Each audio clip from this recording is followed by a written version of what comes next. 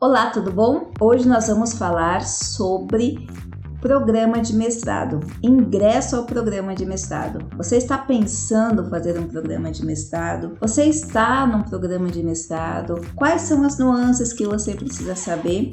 Hoje nós vamos falar um pouquinho sobre isso. Mas antes, eu vou aproveitar e já pedir para que você se inscreva no canal, deixe seu like, deixe seus comentários e compartilhe esse vídeo. Essa sua ação promove o conhecimento aberto no Brasil, faz com que a gente seja indicado pela própria plataforma para alcançar um número máximo de pessoas.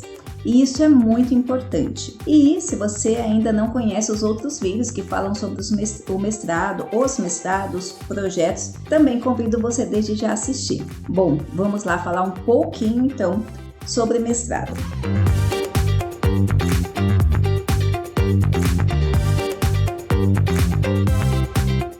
A primeira coisa que você tem que saber, como o mestrado funciona.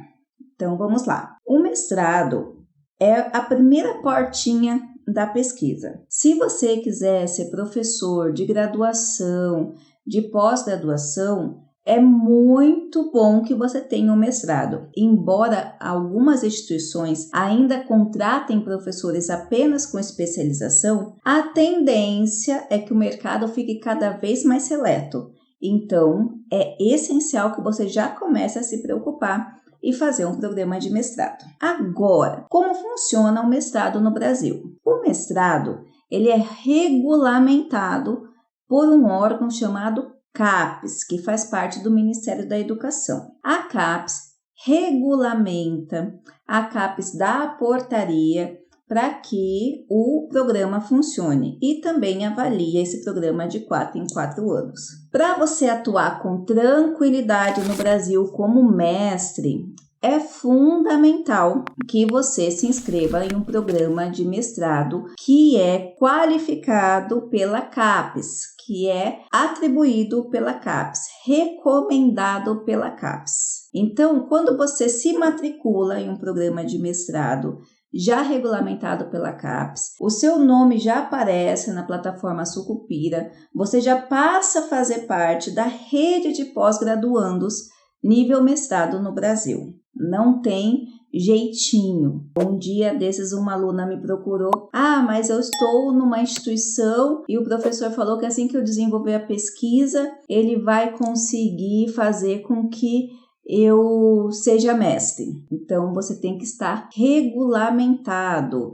O único jeito é que você seja um aluno regular e tenha participado desse programa como aluno especial, que é um tipo de aluno que você não é necessariamente aluno do programa, mas você já vai cumprindo os créditos. Então, cuidado com isso, tá? Você tem todo esse processo, tanto de aluno especial quanto de aluno regular, ele tem que ser respeitado e fica todas as informações na plataforma. Agora, existem algumas instituições fora do Brasil que atuam aqui de maneira online, ou mesmo até instituições fora do Brasil que você possa querer fazer mestrado. Se essa instituição não tiver uma parceria aqui dentro para você convalidar direto, automático, então o trabalho que você fizer lá vai valer aqui, você vai ter que passar por um processo de convalidação. Esse processo de convalidação, ele é feito por uma instituição que está regulamentada pela CAPES, aonde você vai apresentar as ementas, apresentar o seu material e uma banca vai avaliar se o que você fez lá equivale com o programa daqui. Por isso que chama convalidação. Cuidado, porque é um processo cansativo e também oneroso. Então, você tem que se preparar caso sua situação seja essa. Professora, eu vi que tem instituições que o professor tem fora o mestrado e doutorado e não convalidou. Isso pode acontecer? Pode. Mas as instituições públicas, concurso público, tudo isso só vai te reconhecer como mestre se você tiver convalidado. As instituições particulares, cada uma tem seu critério, então fica facultativo ou não esse reconhecimento, ok? Não é que você não vá ser mestre tendo uma outra instituição, mas existe uma bela discussão em cima disso. Então, se você é uma pessoa que não gosta de dor de cabeça, quer fazer tudo certinho, eu sugiro que você procure cursos convalidados ou que já estejam aqui no Brasil mesmo, recomendado pela CAPES. É facinho isso. Eu fiz um vídeo mostrando passo a passo como você pode fazer essa procura aí na plataforma da CAPES, tá ok? Agora vamos lá. Como que o mestrado funciona para você que está com medo, para você que está receoso? Eu quero saber mais detalhes. Primeiro, eu te parabenizo, porque você está sendo super inteligente. Eu tenho vários relatos de alunos que entram no mestrado meio de paraquedas e de repente se veem numa nova exigência e perturba, porque não estava acostumado com aquela metodologia.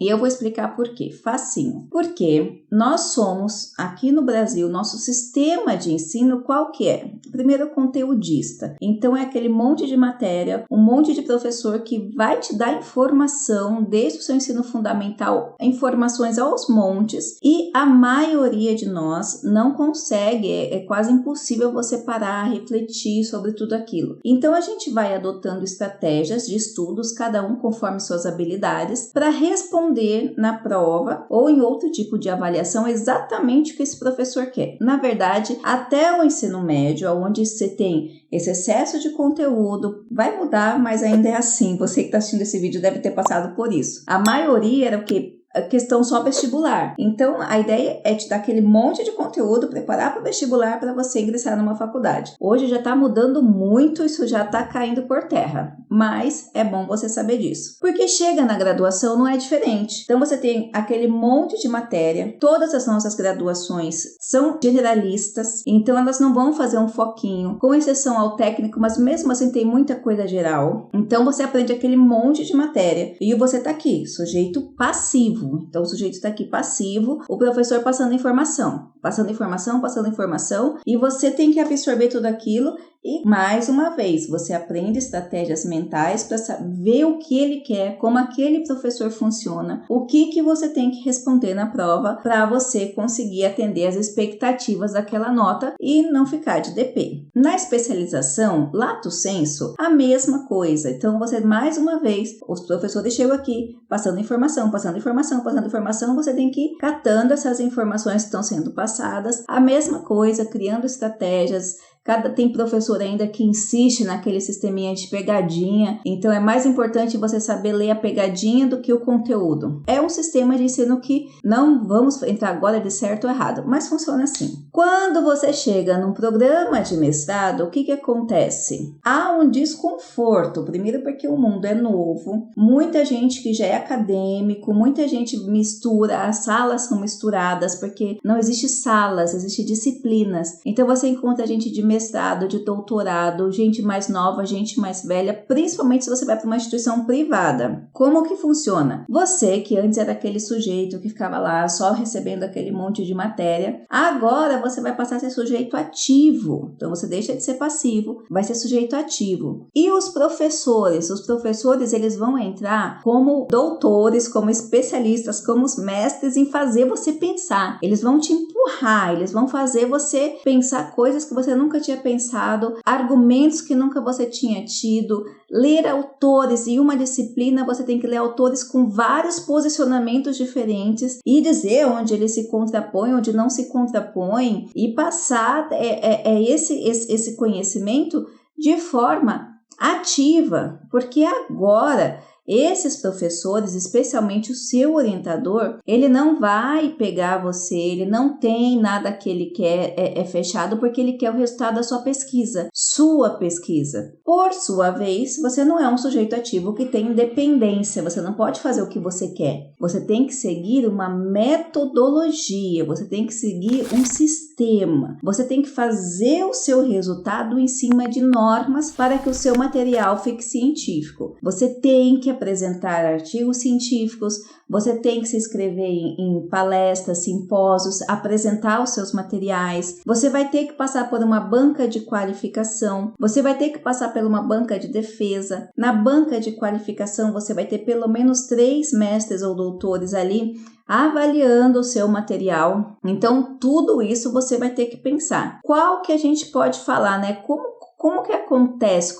Como que é visto pelas pessoas? As pessoas da comunidade laica, hoje em dia, ainda é muito pequena nosso percentual, nossa parcela de alunos mestrandos e doutorandos ou mestres e doutores na sociedade inteira. Então, dependendo do seu nível social, do seu círculo social, muita gente não vai entender, vai achar legal. Quem entende um pouco mais, provavelmente vai te ver meio imerso, porque nesse momento você tem muitos materiais para absorver, para pensar, e a cabeça às vezes dói, porque é muita informação.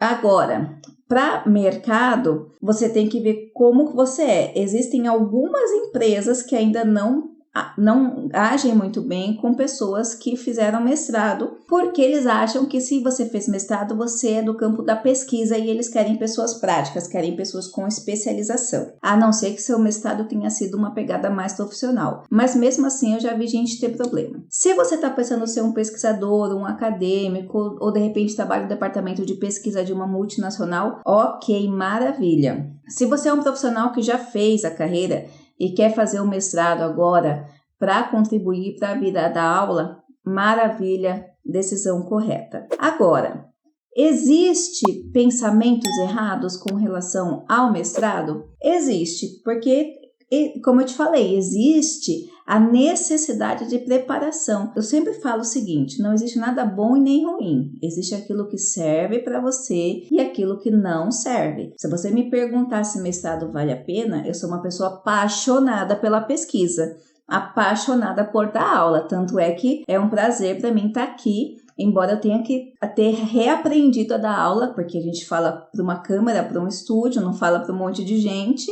E essa pegada da sala de aula também gosto, faz muita diferença, mas eu sou apaixonada por isso. Então é claro que eu vou falar que vale a pena não fazer 1, 2, 3, 4, 10, 20, porque eu sou apaixonada pela pesquisa e pelo conhecimento. Agora, se você é uma pessoa de mercado, uma pessoa business, uma pessoa que está numa carreira mais agitada, talvez não seja o momento que você quer. Você tem que ver o que é bom para você. Eu tive uma aluna, há um tempo atrás, a gente estava conversando, e o que acontece? Ela sempre foi acostumada a fazer especialização, ela tinha muitas especializações e ela era da área de direito. E aí, muitas especializações, acostumada com esse sistema de ensino passivo, de aprendendo, fazendo prova, e ela tinha uma ideia do mestrado, entrou no mestrado achando que era a mesma coisa, só que um título a mais, que ela ia aprender um pouco mais. Quando ela foi requisitada a pensar naquela dimensão de uma temática que ela achava que tinha um posicionamento bem específico, quando ela foi para a pesquisa, ela se sentiu totalmente desestruturada. Por quê? Porque ela viu que ela tinha que dar contribuições dela, pensar, refletir, ficar quase que ruminando aquele tema várias e várias e várias vezes. Não é dinâmico, não é igual uma matéria que você vai ter começo, meio e fim, vai fazer uma prova e acabou. Não, você vai ficar ruminando aquele assunto de várias e várias formas, até dar um nó quase na sua cabeça. Para ela não se sentiu bem. Eu falei assim, professora, me arrependi amargamente. Então, é isso. Depende do momento que você está na sua vida, depende do momento da carreira que você escolheu e depende do seu querer fazer ciência, porque assim, embora você tenha autonomia, o conhecimento de pesquisa ele exige muita humildade. Você vai ter na mesma instituição, no mesmo programa, professores com vertentes totalmente diferentes e isso é legal porque isso te faz crescer. Você vai ter que aprender o jogo político, né? De aprender a lidar com cada um, de tomar o seu posicionamento, de fazer ciência. E fazer ciência no Brasil não é uma coisa muito fácil cá entre nós. Então, é bom você pensar nesses aspectos. Mas, como eu falei anteriormente, se o seu plano é dar aula, certamente é o caminho mais correto. Eu espero ter ajudado nesse bate-papo. A gente vai falar um pouquinho mais sobre o nosso papel de pesquisador em ciência e até mais, tá bom? Espero ter ajudado. Até a próxima!